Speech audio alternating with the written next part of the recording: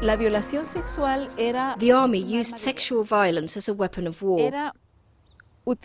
Their aim was to use a woman's body to weaken the enemy. Violence continues to spiral out of control and grows.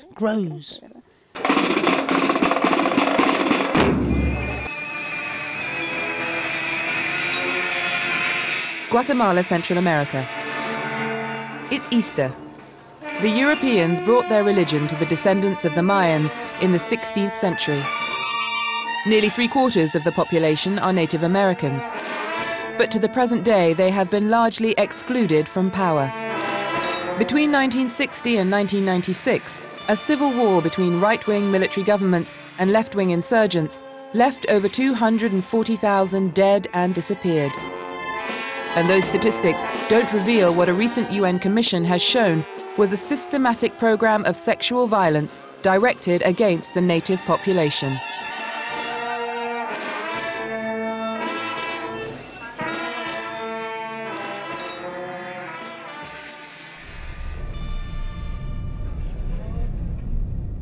Luz Mendez is the president of the National Union of Guatemalan Women, the oldest women's rights organization in the country. She's on her way to the town of Chimaltenango, where she holds workshops for victims of the conflict.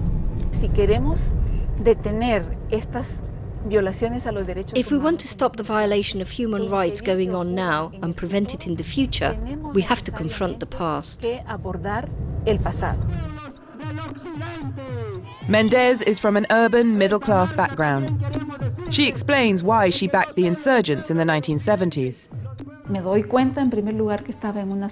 was living in a society run by a military dictatorship, without freedom of speech or expression. We felt we could not accept such a repressive and unjust state, and we felt we had to create social forces to confront that situation.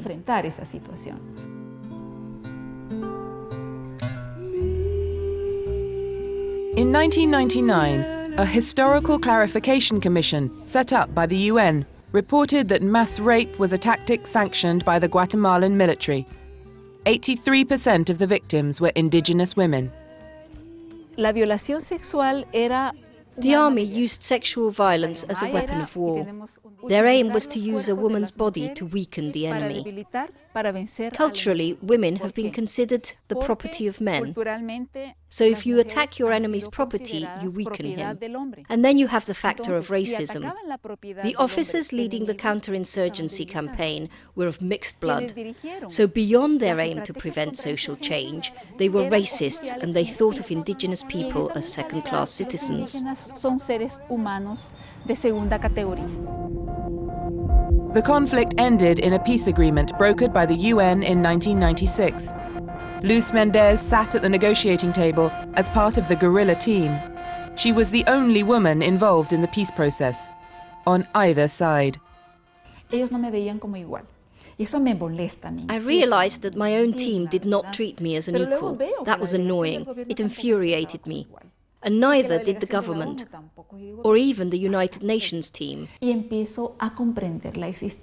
then I realized that there was another system of injustice at play, the patriarchal system.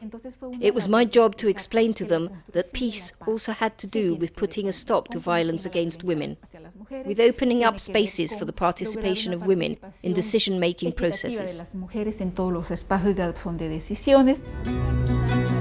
Today, Mendez's organization helps victims of the conflict to get reparations from the state. Almost 30 years since the worst atrocities took place, the victims are only starting to demand recognition for their suffering.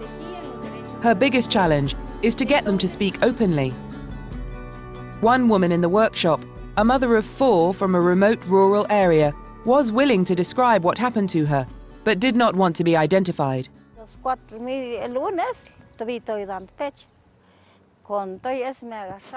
I had 4 children at the time.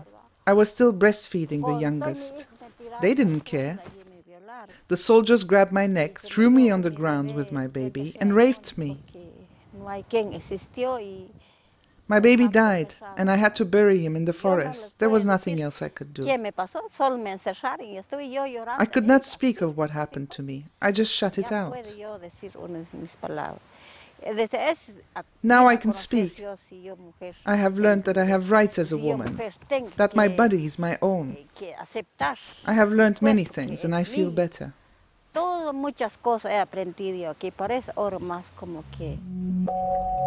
Guatemalans, the peace is only on paper. The country is riven by violence over drugs and land disputes. Most gang members are men, but this does not stop women becoming targets. The body of a slain woman police officer. On average, 3 women are murdered every day in Guatemala.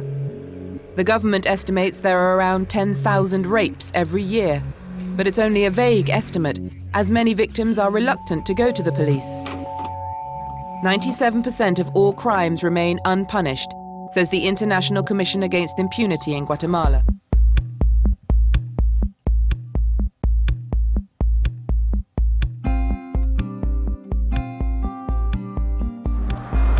Like Luz Mendez, Lucia Moran has spent the years after the conflict trying to bring rapists to account. She's one of the few lawyers in the country who takes on prosecutions for sexual violence. Our organisation aims to prosecute apparently impossible cases involving sexual violence and discrimination against women. Moran is on her way to the remote town of Nejab to meet a prospective client, Elena Raimundo. Elena claims she was raped by a prominent member of the community and wants to prosecute. I was raped by the local pastor and the community seemed to start hating me.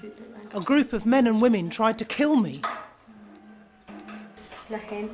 Lucia Moran is taking the case to the capital because she fears local authorities would be biased against the victim.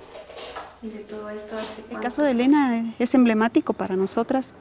Es una mujer Ixil.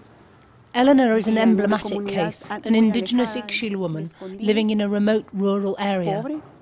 A poor woman who does not speak Spanish. All the ingredients of an impossible case. Eleanor will receive psychological support and police security, as I'm aware she has received threats, and what we hope is that we will achieve a guilty sentence. A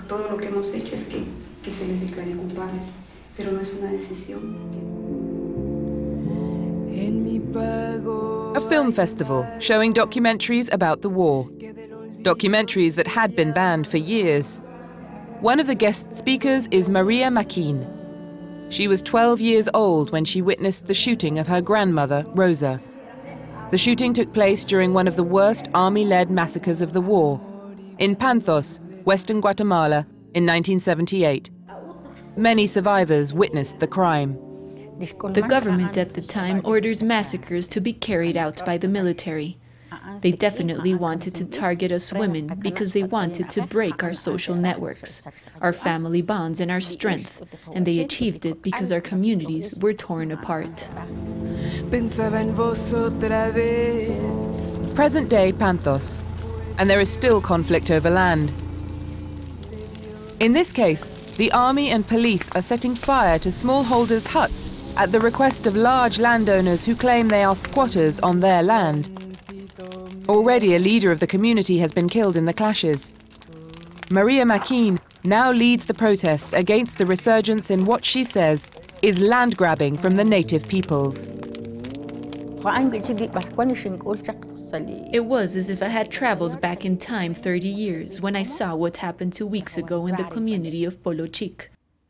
To see a fellow Mayan dead on the floor, his children crying, his widow, his sisters. I felt I was 12 years old again. So why, after the peace agreements, this happens again? All the soldiers and all the policemen, it sent shivers down my spine. Will this never end? Others in Guatemala would rather leave the past behind. This is an election year, and the country's established parties have put forward 3 women candidates. One of them is Zuri Rios, the daughter of General Efraín Rios Montt, who staged a coup d'etat in 1982. Yo no creo que sea demasiada la gente que esté viendo atrás. Algunas personas I don't think there are too many people looking to the past. Some do, because they can't put aside their ideological baggage. And if all we do is look at our problems without searching for solutions, then we are really lost. We need to rebuild Guatemala, and we will do this by empowering our women. We will say, so this happened in the past? Fine, let's close that chapter and let's build anew. Let's sit and talk and come up with solutions. Let's leave ideologies behind, be it from the left or the right. We need to be pragmatic.